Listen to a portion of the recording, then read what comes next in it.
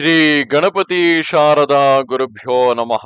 ಆಪದಾಮಪಹರ್ತಾರಂ ದಾತಾರಂ ಸರ್ವಸಂಪದಾಂ ಲೋಕಾಭಿರಾಮಂ ಶ್ರೀರಾಮಂ ಭೂಯೋ ಭೂಯೋ ನಮಾಮ್ಯಹಂ.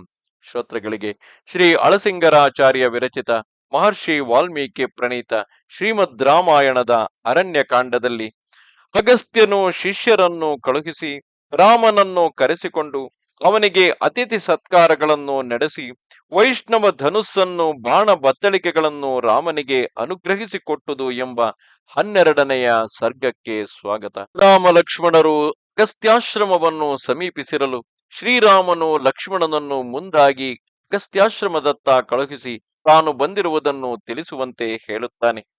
ಲಕ್ಷ್ಮಣನು ಆಶ್ರಮದೊಳಗೆ ಪ್ರವೇಶಿಸಿ ಅಗಸ್ತ್ಯ ಮುನಿಯ ಶಿಷ್ಯನೊಬ್ಬನನ್ನು ಕಂಡು, ಎಲೈ ತಪಸ್ವಿಯೇ, ದಶರಥನೆಂಬ ರಾಜನಿಗೆ ಜ್ಯೇಷ್ಠ ಕುಮಾರನಾದ ರಾಮನು ತನ್ನ ಪತ್ನಿಯಾದ ಸೀತೆಯೊಡನೆ ಬಂದಿರುವನು.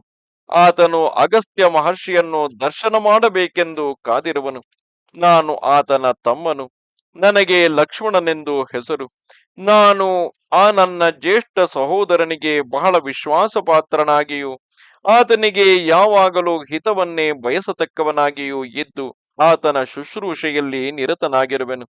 ನಾವು ಮೂವರು ನಮ್ಮ ತಂದೆಯ ಆಜ್ಞೆಯಿಂದ ಮಹಾಭಯಂಕರವಾದ ಈ ಅರಣ್ಯಕ್ಕೆ ಬಂದು ಬಿಟ್ಟೆವು. ನಾವೆಲ್ಲರೂ ಪೂಜ್ಯನಾದ ಅಗಸ್ತ್ಯ ಮುನಿಯನ್ನು ದರ್ಶನ ಮಾಡಬೇಕೆಂದು ಕುತೂಹಲವುಳ್ಳವರಾಗಿರುವೆವು. ಈ ವಿಷಯವನ್ನು ನಿನ್ನ ಗುರುವಿಗೆ ತಿಳಿಸಬೇಕು ಎಂದನು. ಲಕ್ಷ್ಮಣನು ಹೇಳಿದುದನ್ನು ಕೇಳಿ ಆ ತಪಸ್ವಿಯು ಹಾಗೆಯೇ ಆಗಲೆಂದೊಪ್ಪಿ ಅಗಸ್ತ್ಯನನ್ನು ನೋಡುವುದಕ್ಕಾಗಿ ಅಗ್ನಿಶಾಲೆಗೆ ಹೋದನು. ಅಲ್ಲಿ ತನ್ನ ತಪೋಜ್ವಾಲೆಯಿಂದ ಲೋಕದಲ್ಲಿ ಯಾರಿಗೂ ದುರ್ದರ್ಶನಾದ ಅಗಸ್ತ್ಯನನ್ನು ನೋಡಿ ಆ ತಾಪಸನು ಆತನಿಗೆ ವಿನಯದಿಂದ ಕೈಮುಗಿದು ರಾಮನು ಬಂದಿರುವ ವೃತ್ತಾಂತವನ್ನು ಲಕ್ಷ್ಮಣನು ಹೇಳಿದ ಕ್ರಮದಲ್ಲಿಯೇ ತಿಳಿಸಲಾರಂಭಿಸಿ, ಆರ್ಯರೇ, ರಾಮಲಕ್ಷ್ಮಣರೆಂಬ ದಶರಥ ರಾಜನ ಮಕ್ಕಳಿಬ್ಬರು ನಮ್ಮ ಆಶ್ರಮಕ್ಕೆ ಬಂದಿರುವರು. ಅವರಲ್ಲಿ ರಾಮನು ತನ್ನ ಪತ್ನಿಯಾದ ಸೀತೆಯನ್ನು ಕರೆದುಕೊಂಡು ಬಂದಿರುವನು. ಆ ಮೂವರು ನಿಮ್ಮ ದರ್ಶನವನ್ನು ಮಾಡಿ ಶುಶ್ರೂಷೆಯನ್ನು ಮಾಡುತ್ತಿರಬೇಕೆಂದು ಬಂದಿರುವರು. ಮಹಾವೀರರಾದ ಅವರಿಬ್ಬರು ತಾವು ಬಂದಿರುವ ವಿಷಯವನ್ನು ನಿಮಗೆ ತಿಳಿಸುವುದಾಗಿ ನನ್ನನ್ನು ಕಳುಹಿಸಿರುವರು. ಇದರ ಮೇಲೆ ಹೇಗೆ ನಡೆಸಬೇಕೆಂಬುದಕ್ಕಾಗಿ ಅಪ್ಪಣೆ ಕೊಡಿಸಬೇಕು ಎಂದನು.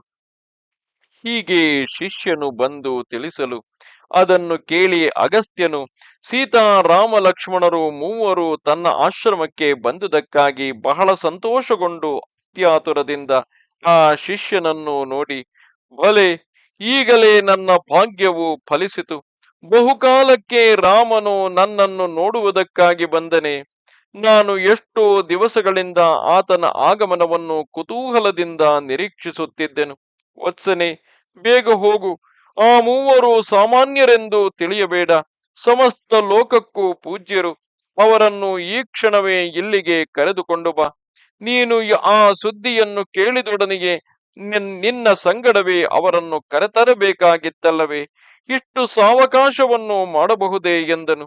ಹೀಗೆ ಗುರುವು ಅತ್ಯಾತುರದಿಂದ ಹೇಳುವುದನ್ನು ಕೇಳಿ ಆ ಶಿಷ್ಯನು ಧರ್ಮಜ್ಞನಾಗಿಯೂ ಆ ಮಹಾತ್ಮನಾಗಿಯೂ ಇರುವ ಆ ಅಗಸ್ತ್ಯನಿಗೆ ವಿನಯದಿಂದ ನಮಸ್ಕರಿಸಿ, ಸ್ವಾಮಿ, ಇದು ಈಗಲೇ ಕರೆತರುವೆನು ಎಂದು ಹೇಳಿ ಹೊರಕ್ಕೆ ಬಂದು ಅತಿವೇಗದಿಂದ ಲಕ್ಷ್ಮಣನನ್ನು ಸಮೀಪಿಸಿ, ರಾಮನೆಲ್ಲಿ?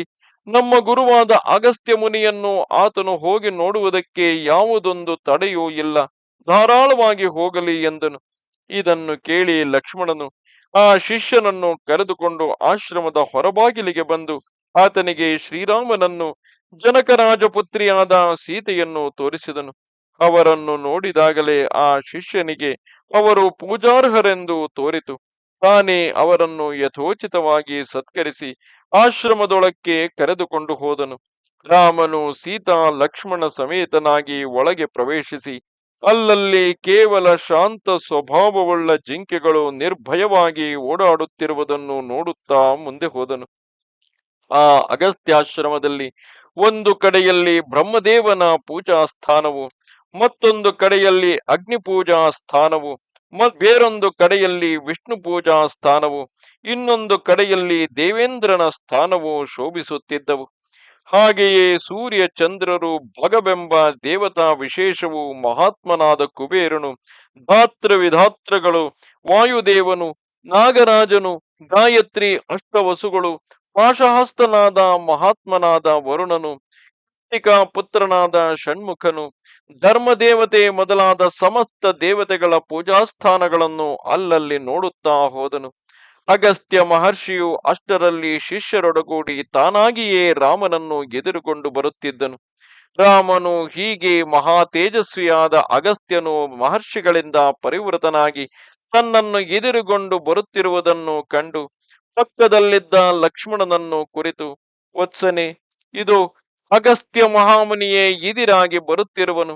ಆತನ ದಿವ್ಯ ತೇಜಸ್ಸನ್ನು ನೋಡಿದೆಯಾ? ಇವನನ್ನು ನೋಡಿದಾಗಲೇ ಇವನು ತಪಸ್ಸುಗಳಿಗೆಲ್ಲ ನಿಧಿಯೆಂದು ತೋರುವುದಲ್ಲವೇ ಎಂದನು. ಹೀಗೆ ಪರಂತಪನಾಗಿಯೂ ಮಹಾಬಾಹುವಾಗಿಯೂ ಇರುವ ರಾಮನು ಸೂರ್ಯ ವರ್ಚಸ್ಸುಳ್ಳ ಅಗಸ್ತ್ಯನನ್ನು ಕೊಂಡಾಡುತ್ತಾ ಪರಮ ಸಂತೋಷದಿಂದ ಆ ಋಷಿಯ ಬಳಿಗೆ ಬಂದು ಸೀತಾ ಲಕ್ಷ್ಮಣ ಸಮೇತನಾಗಿ ಆತನ ಪಾದಗಳನ್ನು ಹಿಡಿದು ನಮಸ್ಕರಿಸಿ ಕೈಮುಗಿದು ನಿಂತಿದ್ದನು. ಆ ಮಹರ್ಷಿಯು ರಾಮನಿಗೆ ಆತಿಥ್ಯಗಳನ್ನು ನಡೆಸಿ ಅರ್ಘ್ಯಪಾತ್ಯಾದಿಗಳಿಂದ ಪೂಜಿಸಿ ಅವರ ಕ್ಷೇಮಲಾಭವನ್ನು ವಿಚಾರಿಸಿ ಆಸನವನ್ನು ಕೊಟ್ಟು ಕುಳಿತುಕೊಳ್ಳುವಂತೆ ಹೇಳಿದನು. ಆಮೇಲೆ ಅಗಸ್ತ್ಯ ಮುನಿಯು ವೈಶ್ವದೇವ ಕಾರ್ಯವನ್ನು ಮಾಡಿ ಬಂದು ಪುನಃ ಅವರಿಗೆ ಅರ್ಘ್ಯಾದಿಗಳಿಂದ ಶಾಸ್ತ್ರೋಕ್ತವಾದ ಅತಿಥಿ ಸತ್ಕಾರಗಳನ್ನು ಮಾಡಿ ಅವರಿಗೆ ವಾನಪ್ರಸ್ಥ ಧರ್ಮಾನುಸಾರವಾಗಿ ಫಲಮೂಲಾದಿ ಆಹಾರಗಳನ್ನು ತಂದುಕೊಟ್ಟನು. ಆಮೇಲೆ ತಾನು ಮೊದಲು ಆಸನದಲ್ಲಿ ಕುಳಿತುಕೊಂಡು ತನ್ನ ಮುಂದೆ ಕೈಮುಗಿದು ನಿಂತಿದ್ದ ಧರ್ಮಜ್ಞನಾದ ರಾಮನನ್ನು ಆಸನದಲ್ಲಿ ಕುಳಿತುಕೊಳ್ಳುವಂತೆ ಹೇಳಿ ಸುಖಾಸೀನನಾದ ಆತನನ್ನು ಕುರಿತು, ವತ್ಸ ರಾಮನೇ, ವೈಶ್ವದೇವವನ್ನು ಮೊದಲು ನಡೆಸಿ ಆಮೇಲೆ ಅತಿಥಿಗಳಿಗೆ ಅರ್ಘ್ಯವನ್ನು ಕೊಟ್ಟು ಪೂಜಿಸಬೇಕಾದುದೇ ಧರ್ಮವು.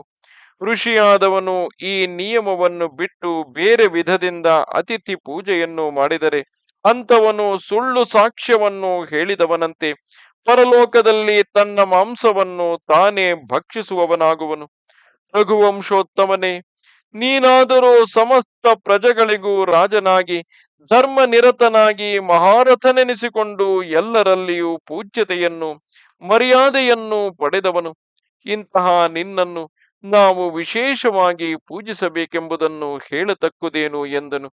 ಹೀಗೆ ಪ್ರಿಯವಾಕ್ಯಗಳಿಂದ ಆತನನ್ನು ಮನ್ನಿಸುತ್ತಾ ಫಲಮೂಲಗಳನ್ನು, ಪುಷ್ಪಗಳನ್ನು, ಇತರ ವಿಧವಾದ ಪೂಜಾ ದ್ರವ್ಯಗಳನ್ನು ತಂದು ಯಥೋಕ್ತವಾದ ಪೂಜೆಯನ್ನು ನಡೆಸಿ ಪುನಃ ಆತನನ್ನು ನೋಡಿ, ಎಲೈ ಪುರುಷ ಶ್ರೇಷ್ಠನೇ, ಸುವರ್ಣಮಯವಾಗಿ ರತ್ನ ಖಚಿತವಾದ ಈ ದಿವ್ಯ ಧನುಸ್ಸನ್ನು ನೋಡಿದೆಯಾ? ಇದು ವಿಷ್ಣು ದೇವನದು. ಇದನ್ನು ವಿಶ್ವಕರ್ಮನೇ ನಿರ್ಮಿಸಿರುವನು. ಸೂರ್ಯನಂತೆ ಜಾಜ್ವಲ್ಯಮಾನವಾಗಿ ಹೊಳೆಯುತ್ತಿರುವ ಈ ಬಾಣಗಳು ಅಮೋಘವಾದವು. ಇವು ಬ್ರಹ್ಮನಿಂದ ಅನುಗ್ರಹಿಸಿ ಕೊಡಲ್ಪಟ್ಟಿರುವವು. ಅಗ್ನಿಯಂತೆ ಜ್ವಲಿಸುವ ಬಾಣಗಳಿಂದ ತುಂಬಿದ ಈ ಎರಡು ಬತ್ತಳಿಕೆಗಳನ್ನು ನೋಡು.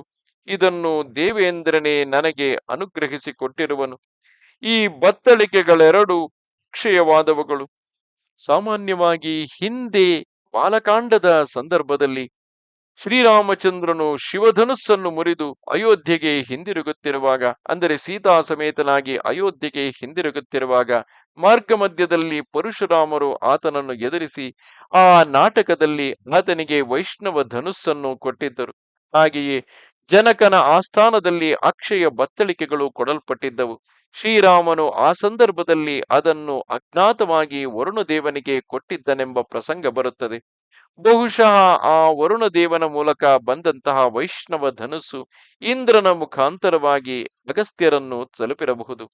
ಈಗ ಖರದೂಷಣರ ವಧೆಯ ಕಾಲವು ಸನ್ನಿಹಿತವಾದುದರಿಂದ, ರಾಮಾಯಣದ ಮುಖ್ಯ ಭಾಗವಾದ ರಾವಣ ವಧೆಯ ಕಾಲ ಸಮೀಪಿಸುತ್ತಿರುವುದರಿಂದ ಈ ವೈಷ್ಣವ ಧನುಸ್ಸನ್ನು ಇಲ್ಲಿ ಅಗಸ್ತ್ಯರು ಶ್ರೀರಾಮನ ಕೈಗೆ ಹಸ್ತಾಂತರಿಸುತ್ತಿರಬಹುದು.